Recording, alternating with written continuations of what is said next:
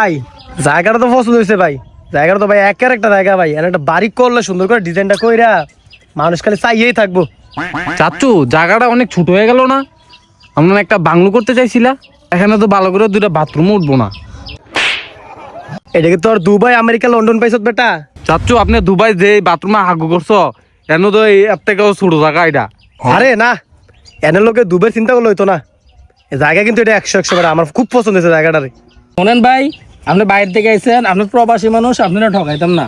জায়গা আমার বন্ধুর রক্তের টেহা দিয়ে কিনা, আমার বন্ধু বিপদে পড়ছে, এর লেগে বেচে লেব। জায়গা এটা 25 লাখের নিচে হইতো না।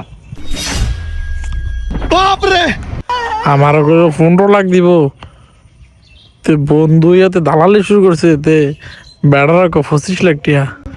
তো আমি খেত বেচলাম, আমার ফকটে টেহানা এসে 15 লাখ, তার ফকটে দেখিব 10 লাখ। আরে কি ঋণ, পুতের বিদেশ না ফাড়ে দালাল বানানো দরকার আসলো। না না না ভাই, এই খেত 25 লাখ দিতাম না ভাই, 15 লাখ দেন। আপনাকে এটা দিবেন এখন, মানে মালিকের লোক কথা এখন।